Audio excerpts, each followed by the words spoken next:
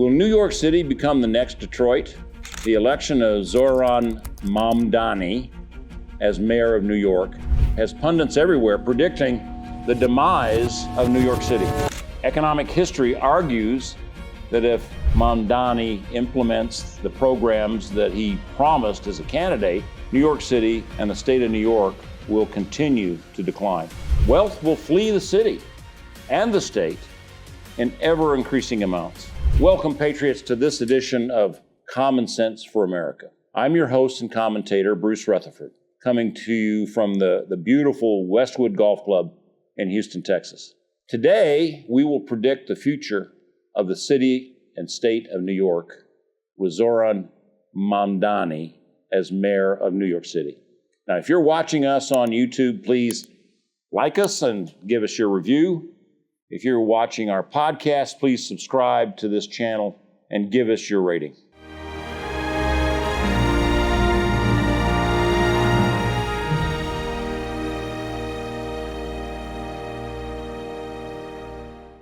Now to our predictions. New York State and New York City were already hemorrhaging population and wealth before Mamdani was elected. The state and the city led the nation in lost population, followed by the states of California and Illinois. 3/4 of the population decline in New York State occurred in New York City.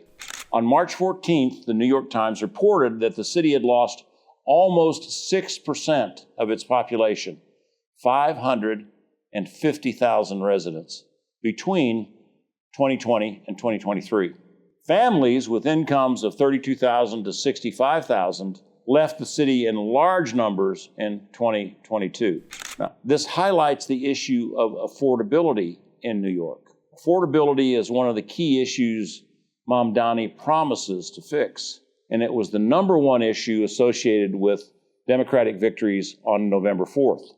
Now, to be fair, I must also acknowledge that 8 out of 10 New York cities lost population from 2020 to 2023. Now, clearly, affordability is a statewide problem in New York, and it is most acute in New York City.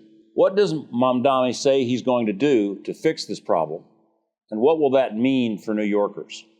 Mamdani promises to reduce the cost of bus service in New York City, and at least once, he even said he would make it free. He promises to reduce rents and increase rent controls. He promises to provide free childcare for very young children. He said children under 5 years of age. He says he will provide city-operated grocery stores that presumably will sell food at lower prices than private grocery stores. The city stores will not sell lottery tickets or cigarettes. Now, to pay for all this, he would increase the government corporate tax rate from 8.85% to 11.5%. That'd be the highest rate possible in that state. He proposes to increase the individual tax rate 2%. For rich white people, if Mamdani gets his way with income taxes, residents of New York City will pay as much as 40% in federal income taxes, 10.9% in New York State income taxes, and 5.876% in New York City income taxes. Now, that's a total of 56.77% in income taxes. Mamdani needs New York State legislative approval to increase these state taxes, and it's not at all clear that he can get that cooperation from Kathy Hochul, the governor of New York, or the New York State legislature. But just the threat of these increased taxes has corporations and wealthy New Yorkers planning to move out of the state. If you had the option of moving to a place that did not pay you, not tax you so much, would you move? Most of us would. I know I would. New Yorkers are moving to Florida, North Carolina, Tennessee, Texas, and other states with low or no state income taxes. It's estimated that the top 1% of income earners in New York City paid 40% of the personal income taxes in 2022. Personal income taxes accounted for 22% of all taxes collected by New York City in 2022. Real estate taxes were 40% of all New York City taxes collected. Now, most Americans are not aware that a new stock exchange has been created by entrepreneurs in Dallas, Texas. Wall Street firms are acutely aware of this alternative for their businesses. If the financial industry begins to decamp from New York City for Dallas or other locations, technology makes that possible, of course, New York City will lose an enormous number of high-paying jobs, and its economy will spiral down. Now, I predict that a significant number of wealthy New Yorkers will leave the state for Florida and other states due to Mamdani's policies. That will have an immediate impact on tax collections for the city. It will also adversely affect real estate prices and reduce real estate taxes collected by the city. We could see a wave of foreclosures of high-end residential buildings as a result. We will also see fewer jobs created in New York City and higher unemployment there.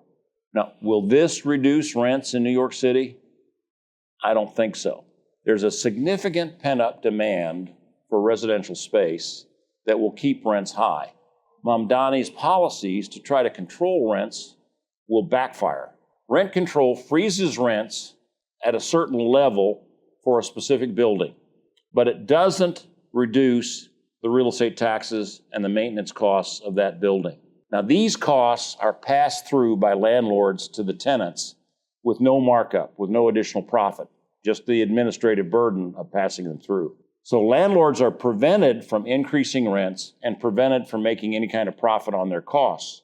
Now, this is a serious disincentive to developing new residential housing. This is a disincentive as to the requirement to provide low-income housing in any new development. These policies will serve to limit the supply of new housing and exacerbate the pent-up demand for housing. New Yorkers living with their parents cannot expect to find inexpensive, independent living in New York City. Now, what about groceries?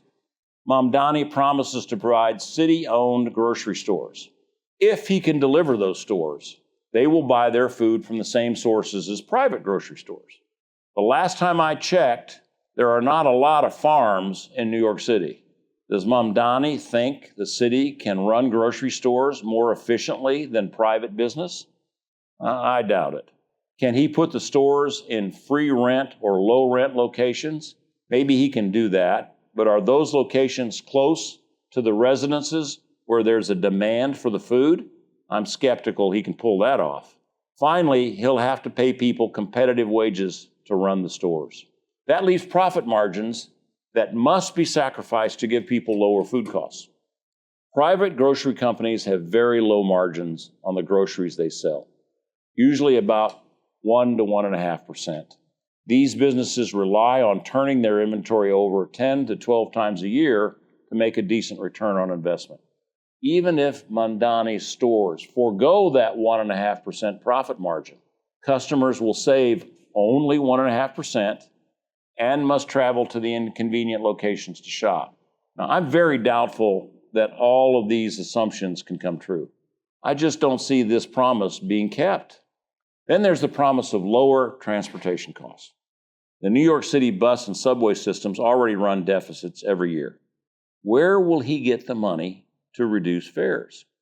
Probably not from the federal government. Trump has already threatened to cut off the $7.4 billion earmarked for New York City in 2026. That's 6.4% of New York City's total budget. I think the quality of life in New York City is going to go down significantly under Mamdani. That decline in the quality of life will be the straw that broke the back of the wealthy who are now willing to pay higher taxes to live in New York City.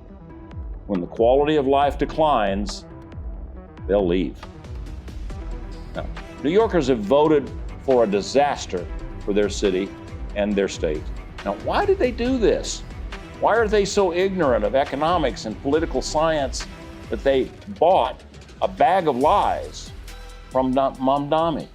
Now, please think about the mess that New York City and New York State will soon become, or I guess will continue to be. Discuss it with your friends and your family. Let us know what they think. What do you think will happen in New York City? Now join us next time when we will revisit the lie that is socialism and why people fall for this lie even today, considering overwhelming evidence to the contrary. Until then, God bless you and yours, and God bless America.